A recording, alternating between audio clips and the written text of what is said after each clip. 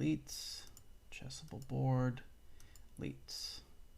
As you can see, I got another draw, so this is going to be 3 draws in a row for me. Not bad, not bad. Interesting. So, you know, when you go check the sheets in the across table and you're paired with somebody, it usually shows their rating. And I like that information because I like to have good notes. He didn't have a rating. NNNN. I thought, okay, that's super interesting. He doesn't have a rating. Okay, well, he's new to a tournament. Cool. And there's something psychological that clicks in your brain. Oh, they're just coming to over the board. I'll ask him about his history and I can get an idea. But there's something psychological that goes in your brain when you see that somebody doesn't have a rating. Oh, they've never played over the board. I'm going to wipe them. That's really what comes into your head. And if anybody says that it doesn't, they're lying to you, because it does. Until you've done that 100 times and realized that anybody can play at any level at any day, it's still something that comes at you. I really try to be conscious about not doing it, but you still do it. So we sit down at the table, and Thaddeus is an interesting fellow. And he sits down, and I start asking him about how long he's been playing chess and all those types of things. And I say, he said his dad wouldn't allow him to play over the board until he could beat his dad. I said, oh, that's interesting. So I'm thinking this dude's totally new to chess. And then he goes, yeah, my dad's a master. So for one thing, I think this is a complete troll, because now it's like, oh, he's new to chess and he's trying to mess with me, and this is some tactic, right? He's going to tell me that his dad's a master, and he's a master because he can beat his dad. So I was kind of like, yeah, right, okay, dude, whatever. And so this is kind of how the game starts. And I'm playing a French. I'm like, all right, I get an advanced French. I love seeing the advanced French, so I know the lines against here. And here I think I'm good. And I was like, at this point, I'm kind of like, oh, well, now I'm not going to be able to trade off my light scored bishop on a6 like I like to do. So I guess I'm hanging on to it this game, at least for now. So he doesn't have his light scored bishop to come out this way. He's going to keep it on the king side, and right now it's going to hit nothing. So I thought, well, if he really wants to bring his pieces in, he can do that. And if I need to, I'll just reposition and start moving pieces that way. I always have f5, and we can go from there. So I was like, well, now we can just do normal development. I'm going to advance and roll in on the queen side. I'm going to get all of my pieces moving. I want some space. And he played f4. And now there's a lot of f4 systems that are played against the French, but it's usually played far before this move. So I was like, well, now he's kind of locked in his bishop. And the only thing I really have to be mindful of is him playing f5 and maybe disrupting my pawn chain. I said, well, okay, I think that's okay. I just have to be careful. So I was like, well, I'm just going to continue on with my plan. I'm going to expand as much as I can on the queen side and go from there. And he played knight to a3, which is sometimes a typical idea, but it's usually after a4. So here I was like, oh, maybe I've made a huge mistake. Now I have to deal with that. And I thought, well, I can always bring my queen in, and I think I'm probably okay here. I'll have 3 pieces on c5, so I think I'm all right. And I thought, well, you know, I think the most testing move here is going to be b4. And now I'm going to put the test to that knight. Because I do know a lot of the times people will play knight to a3 and then quickly knight to c2 to reposition the knight and go from there. And I was actually welcome to see this. I was like, oh, great. So now I'm going to lock him in. And even if he comes in here, I'll trade off my dark squared bishop that's locked in. There's not much I can do about it. And I'll trade it off and win a pawn. Okay. So he did. He came after my pawn chain straight away. Now, we are... I play queen b6. He has to move the knight. And there was a nice tactic here, which I was happy to see. This tactic is nice. His light squared bishop is undefended. So, and I saw this before he did that move. So I calculated here. I said, well, I'm going to move that pawn. If he comes in here, I'm going to push the pawn. I'll move queen to b6. And then this pawn right here is going to be weak. And I thought, oh no, now he has to deal with that. So I was like, well, let's go in. I can almost guarantee he's going to come into d6, and now I can go after the bishop. Now I can win a pawn. And now I feel as though I'm in a good spot. Look at this, because if he takes, bam, big smash, check. He's got to do something about it, and then I win the pawn, and his knight's still there. Actually, I don't even have to win the pawn. I can just take the knight. I have so many options. It's so nice. Actually, I probably leave the knight, take the pawn, let him take my bishop, and take back the way it kind of happened in the game. So he takes and takes. I win the pawn, and he played knight to f4. This was a fantastic move.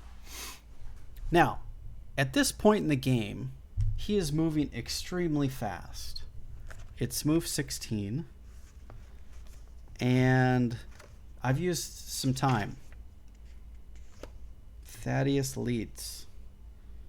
Move 16. He's used less than 5 minutes on his clock. 5 minutes to blitz out 16 moves. I've used 15. Actually, move 16, I've used 20. So I found this move. There's probably some other moves here, but I like this move best. Let's pin the knight. Because he's got all these different things coming in. If he's got knight g... that was another one. He's got all these forks. You know, it's got all kinds of things going on after taking here. It can be really nasty. I'm not excited about it. So I thought, well, I'm going to pin him. And if he does do anything fancy, I can take his bishop with check. Okay. I'm okay. This is good. And if he plays h4, I'm just going to take his knight. And we'll go from there. So he did the next best thing, which was protect his bishop, because now it's no longer undefended. So I took, and he took with the rook, which I feel like was probably a mistake, and I did not mark it as a mistake. Let's mark it as a mistake. That's definitely a mistake because of this. Maybe it's a mistake, maybe it's an accuracy, I'm not sure, but I feel as though it's a mistake. And he pushed f6, and I was like, wait, what? Did he play knight d5 after you pinned the knight? No. I thought for sure he would. But it doesn't work. If he did, he gets check, and then he'll lose the knight. That's just a bad move. You're in the right track, though, because this comes here. The problem with that sequence is this. Whoops. So if he comes here, he loses to this. Comes here, new variation. Oh, I see. I guess he gets his pawn back. He still has problems, though.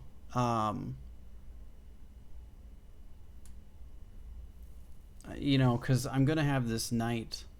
Oh, because he's coming here. Look at that. I did not consider that. Good find. Yeah, that's nice. Yeah, this is probably the most trying deal, because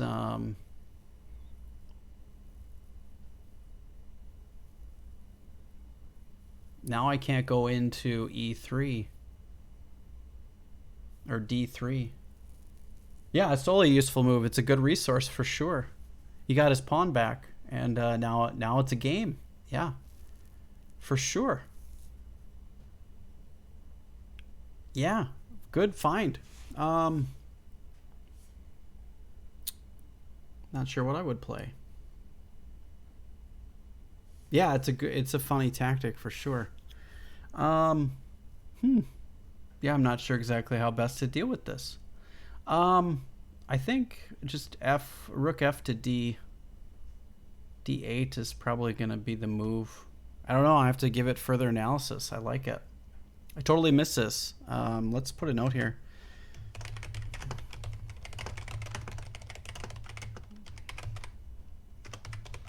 Needs more evaluation. Good find. No, that did not happen. He's blitzing out moves, so I don't think he's finding a lot of resources that he probably could be. So he came here, and I thought, oh, okay, well, he's totally going to move his rook. I was like, well, I've got a nice square. Now I've got an outpost. He'll just move his rook back. He'll just move here, and now we'll keep playing, whatever. He didn't do that. He plays F6. And I'm like, wait, what? And that move 19, he played F6. And I snapped it off like immediately. I was like, I get, is there something I'm missing here? I did a quick blunder check, but didn't really see much. I spent 30 seconds looking at it just to make sure I wasn't missing something. So if he takes G7, I'm like, well, that's not going to do any good. And I just win in exchange. Okay. Give me the rook. Thank you very much.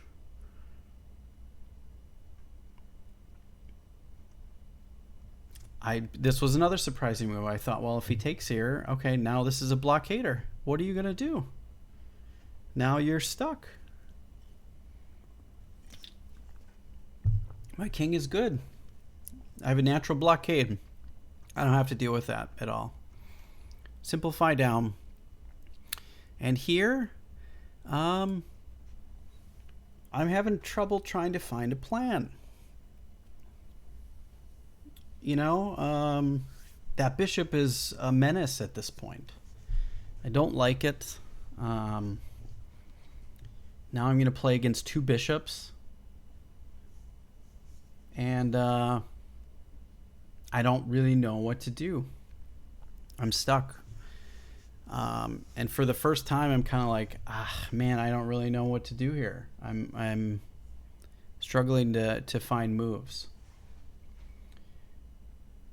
Yeah, I've got to connect 4 though. I do. Yeah, absolutely. And it's menacing. It doesn't stay long though, because the move that I do come up with is E4. And what's frustrating is that when I was here, this is move 22. And I did spend 3 minutes here, and I'm actually very conscious about my time management because he's moving super fast. And it's move 22, and he still has 47 minutes on his clock. 47 out of an hour game. We're 20 moves into the game. And on top of that, the only reason he has 47 is because he missed hitting the clock a couple of times already. And I'm going to take every minute I can because he's moving super fast. And I thought, okay, well, I need to do something. So I need to halt these bishops before they become really bad. If they get together, which they already are, and they start facing my king, it could be nasty. Right now, they're not facing my king. They're facing the queen side, and they're okay. But they could get nasty fast if I allow him to get them paired up towards my king side. So he's just blitzing out moves, and I'm having trouble finding moves. So I found this move to push his bishop back. And he could have moved it forward. That's fine. And, we'll go from there. But I thought, I don't really care. I want you off of this file right here so I can bring a rook in and then gain control of this file for good. And I didn't give this next move that much thought. I thought, well, I can just stifle one of the bishops pretty quick. And not realizing that it probably wasn't the best move. And I just played e4. To me, I have a passed pawn.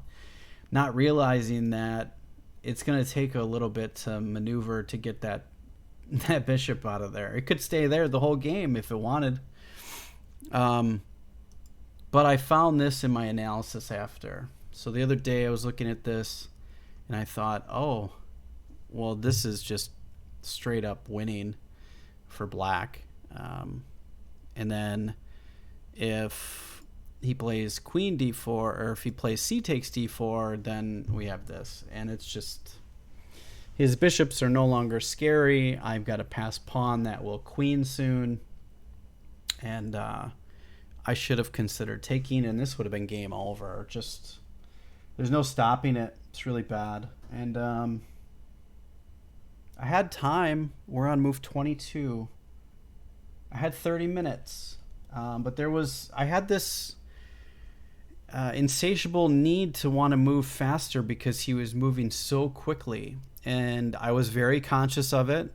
And I thought to myself, he's moving fast. I need to stick to my game, play a move every 2 or 3 minutes, and keep on my track that I wanted to do because we're doing good.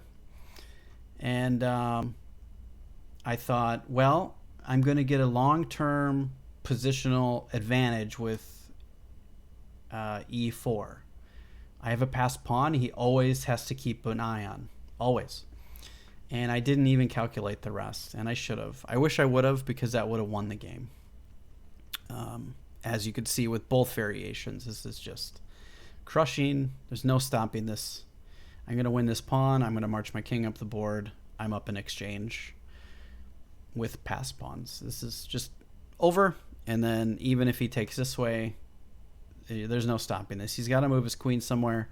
If he doesn't keep protecting this, I'm going to win this pawn with check. It's bad. So I was moving a little bit faster than I probably should have. Had I thought here for a minute longer, I probably would have found that and said, okay, I've got to win. But I missed it. That's part of what happens. And I have it in my head that I'm going to try to maneuver my knight to g6 and just be solid. Because I feel as though he wants to get his bishop into d5, or e5, sorry, blocking any of my rook's protection of the passed pawn. So I was like, well, if I can get my knight to e6 or g6, it's covering that square, I'm good. But what I didn't think of was that move. I'm starting to move a little bit faster, and yeah, I can always give back the exchange, right? Which, as you'll see, I end up doing. But now it's getting spicy. You're definitely right, and it gets spicier. Just wait. It gets nasty. So now I'm like, oh, now there's mate threats. This is bad. How did I let this happen all of a sudden? Like in a matter of 2 moves. Like I'm like, holy crap. Now he's got tons of counterplay. He's got this crushing attack that's coming, and now I'm on full defensive mode, where at least before I was actually had counterplay. And now I'm in full defense mode. So now he's getting exactly what he wanted. So I thought, okay, well, I can get this pawn and get it out of my face. I'm fine. And he moves, and then he hits me with that move, and I'm like, I feel when he made this move, I'm like, oh my God, my whole game is falling apart here. In a matter of a few moves, I'd feel like I'm totally losing almost. And he played, this is rook h3, or bishop h3, move 27. He still has 45 minutes on the clock. 45 minutes. And with him not clicking the clock on a number of occasions. and I'm at the 20-minute mark. So now I'm starting to get nervous about time. Am I going to have enough time to be able to promote this pawn in the end? I don't know, because he's moving with lightning speed and I'm struggling. I'm not in time pressure, but I don't have any more long thinks. If a long think does come and the position gets critical like it is here, I can't think for 15 minutes and hope for the best. I'm going to have to make some concessions very soon. So time, though it's not critical yet, is getting, I'm feeling it. So I thought, okay, well, he wants to start trading pieces off. Okay, well, I guess I'll let him and try to gain control of the file. Takes, and he gains control of the file. And now I'm stuck. Oh, man, now he's got all this crazy counterplay. What am I supposed to do? Okay, let's stop him from coming into b7, right? Makes sense. And then, okay, let's go here. If he comes into b7 now, I like my idea better, because now I can maybe potentially think about trapping his queen, because now I get b6 and I'm behind it. And now I gain the open file.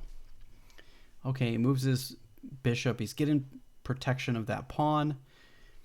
Now I'm getting a little nervous. I'm like, there's nothing really crazy here except for f7 is weak. I have to be okay. And I thought, I can gain control of the file, one of them no matter what. I'm going to let him take my a pawn. I'm going to attack the queen. He attacks the queen. I attack the queen. He comes here, and I take the pawn. Now, if he wants to mass trade here, fine. I'm going to be up. No problem to me. He's not going to. And I didn't see this move. When I took that pawn, I didn't see this move, and I was like, oh no. My game is like, I am in trouble. Did I just throw this game away? Because, you know, it's move 34, and I'm under 15 minutes at this point, and he's still got more than 30. So time is now a crunch, because now I used a little bit of time, and now I'm hurting. So I said, okay, I'm going to offer the queen trade. We're going to trade queens, and I'm just going to be up the exchange, and I'm probably going to lose my e pawn. I saw this, and this. And now I've got a principle of two weaknesses. He can checkmate me, or he can win the pawn. I'm not going to let him checkmate me, so I got to stop that, and then he wins the pawn.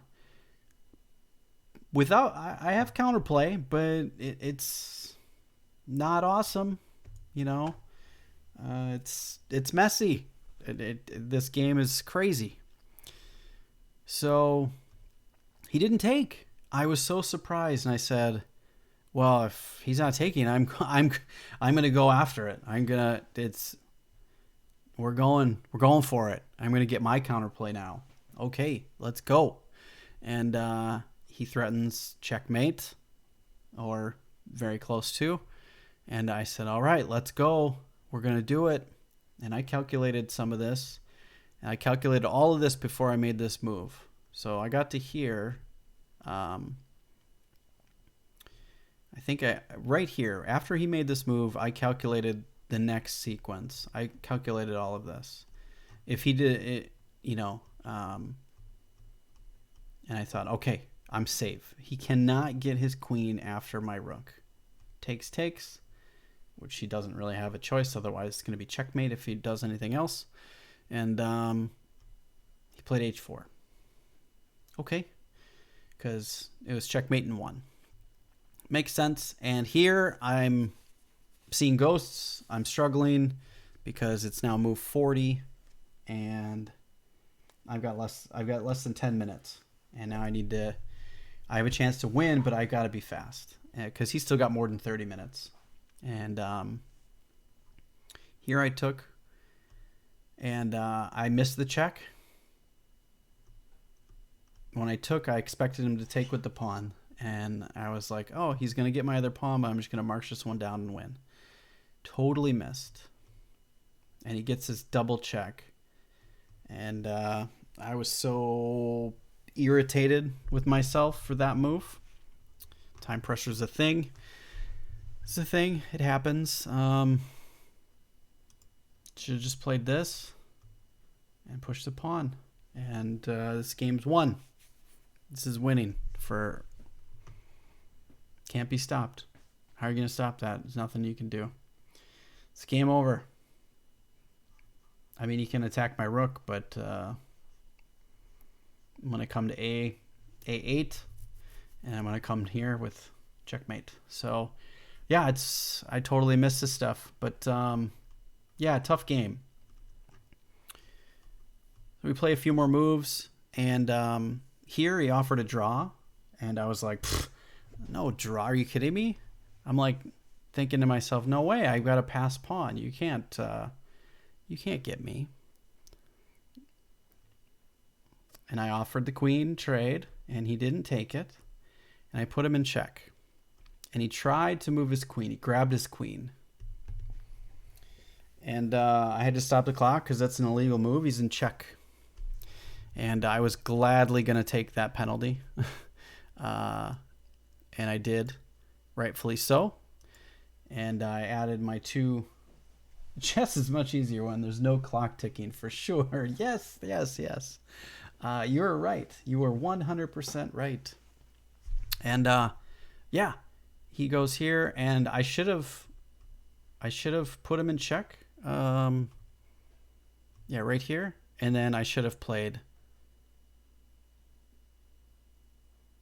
I don't think it matters, actually. I messed up. I messed up before this.